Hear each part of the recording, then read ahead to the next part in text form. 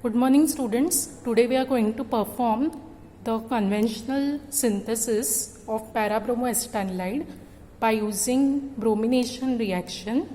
Herein, obviously, the starting material which we are using is acetanilide. So you can see the requirements. Acetanilide, this is the reactant. Then 1 gram of acetanilide is already weighed, which I'll be using for the reaction. Acetic acid is used in the reaction as solvent, so we will just pipette out the required amount. Then sodium bisulfate, this is mainly to remove the color of the extra bromine after the reaction is completed during the workup procedure. Then this is the bromine in acetic acid solution, which is already prepared, and we are going to use ice bath obviously for performing the reaction to prevent any sort of exotherm. So to start with, I am going to add acetanilide to a small conical flask.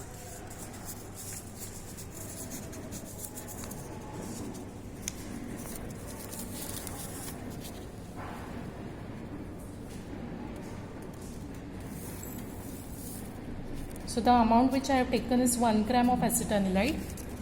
To this I am going to add 3 ml of acetic acid. So you can just check the mark, it is at 7 ml of pipette. So I will be adding all the content that accounts to 10 ml.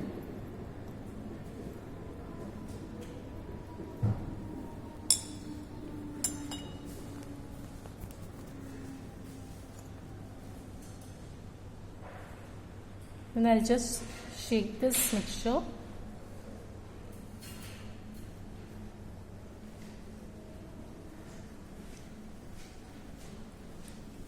Next step is actually transfer 0.4 ml of bromine into 50 ml beaker containing 10 ml glacial acetic acid and swirl the contents of the flask and place it in a 10 ml dropping funnel or burette. So this step is already done. You have to be careful when you are handling bromine, because bromine, if it penetrates your skin, it is toxic in nature. So you have to be careful.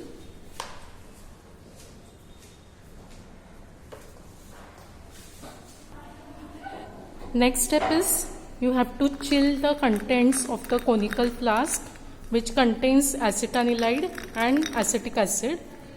So I am just keeping it in ice bath for chilling.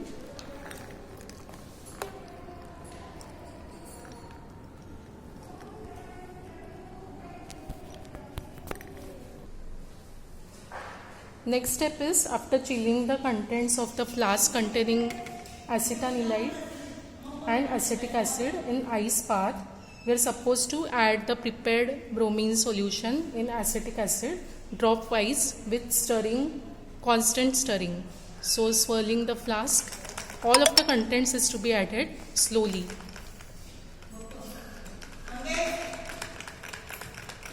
The resulting solution at the end should distinctly appear as orange color due to the presence of slight excess of bromine. So we need to add it slowly, gradually. Addition is in process still. The addition has come to completion now. It will be completed just in a while. Make sure when you are adding the bromine drop wise, you are constantly stirring, constantly cooling the mixture. The entire content should be added. Yes. Now, as I told you, the reaction mixture should now have a distinctly orange color. You can see it is having orange color. Now we are supposed to keep this at room temperature for a duration of 30 to 40 minutes. Okay, so we'll just have a look after 30 to 40 minutes. So we are going to keep this reaction mixture at room temperature for about 30 to 40 minutes.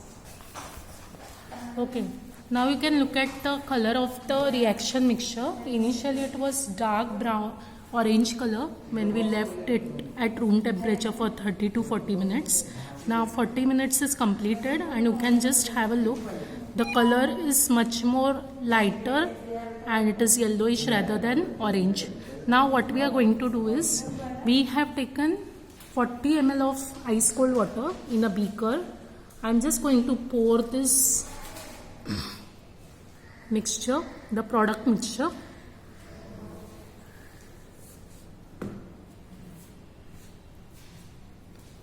And remember, you are going to pour it at one go immediately, okay? You can just have a look.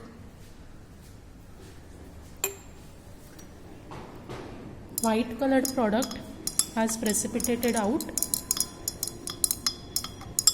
And it is quite milky white. There is absolutely no color. If you have used excess of bromine than what is required, whatever product you will get, it will have a slight orange to brownish tinge. But here you can see you have got a perfectly milky white compound. So actually you don't even need to bleach the reaction mixture. For bleaching purpose they have given sodium bisulfite. So we will not be using, since our product mixture, after pouring in water, it is not having any sort of color. Okay. Now I am going to filter this crude product in Buchner funnel. I just started the vacuum. The filter paper size should be exactly as that of Buchner funnel. Now we will just filter our crude product, that is para-bromoacetanilide.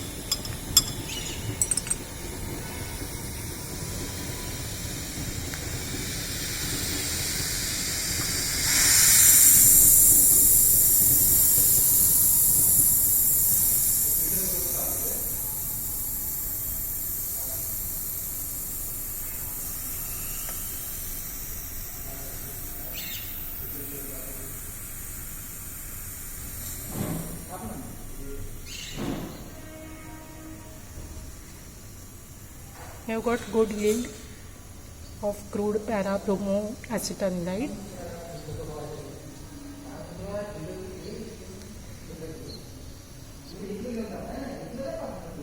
And also the quality of product is very good. There is absolutely no color. Now the only thing is, it seems to be a precipitate, so we need to crystallize out. Because crystals are the purest form of chemical compound, any chemical compound.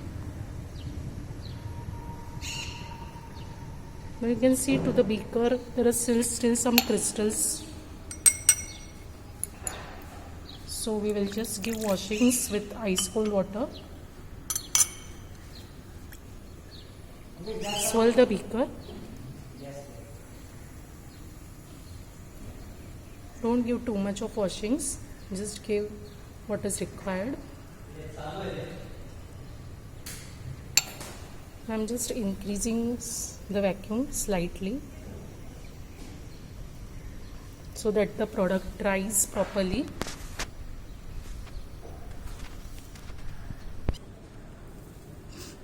I have just removed the crude product on a dry filter paper and we will carry out the recrystallization now. The recrystallization solvent which is given in procedure is water. So we'll start with water. In last semester, I have shown you how you make the fluted filter paper. So just going to take the normal filter paper and make the folds as I had explained last time. So this is the fluted filter paper which we have to keep it ready for hot filtration of the solution. Now everything should be ready. Your conical flask in which you are going to filter the solution, hot solution, it should be ready. The funnel, it should be hot. The fluted filter paper should be kept ready for hot filtration. You can just give slight washings with the hot water. I've just taken hot water so that the filtration becomes easy. When the filter paper is moist with solvent, filtration becomes easy.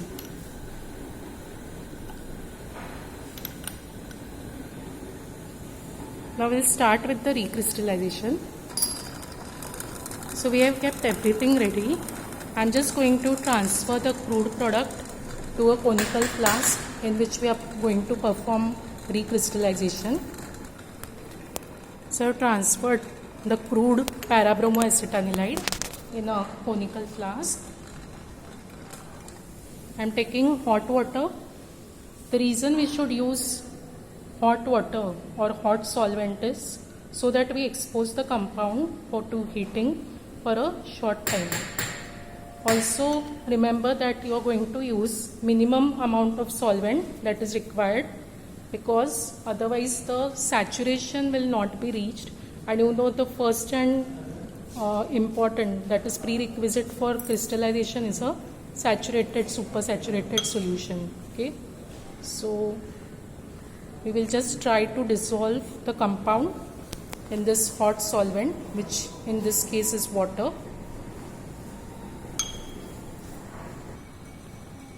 You can just see the compound has started dissolving slowly but surely when we started heating in water.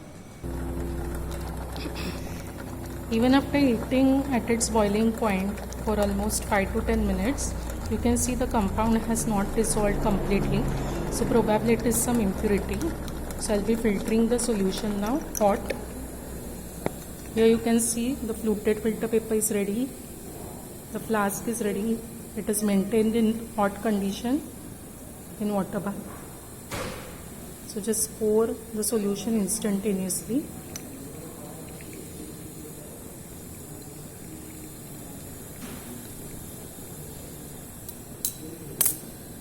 Make sure there are no crystals formed on filter paper. Few crystals is okay, but definitely the maximum yield should go into the hot solution which is being filtered, which on cooling should give us the crystals. So you can see there is hardly any crystals that has crystallized out on filter paper. So now we will just get the hot solution to room temperature first. You can see I have brought the solution to room temperature now, almost room temperature, and the crystallization process has begun. Very beautiful minute needle shaped crystals of para-bromoacetanilide, they are getting formed. We will wait till entire crystallization process is completed. You can see the crystal yield is increasing slowly. Shining needle shaped crystals of para-bromoacetanilide are ready.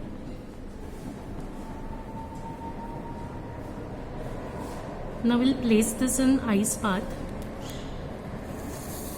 to increase the yield.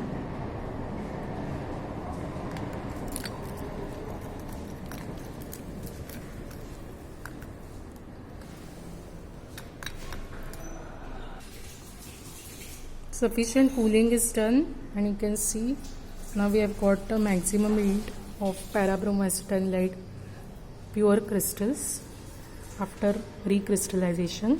So we'll just filter these crystals now. So again we have our Buchner funnel along with the filter paper ready. We'll just filter the crystals.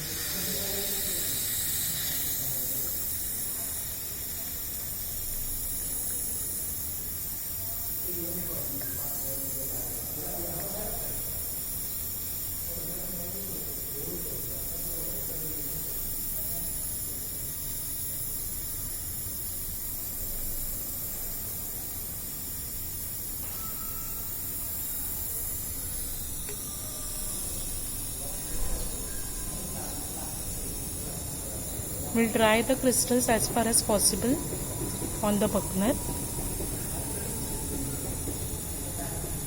and for further drying we'll place it in oven. So after drying you can see the crystals. Next step is we will weigh these crystals and then As usual, we'll find the theoretical yield and finally the practical percentage yield. And to confirm the identity and purity, we will do the physical constant analysis, that is melting point in this case. Thank you.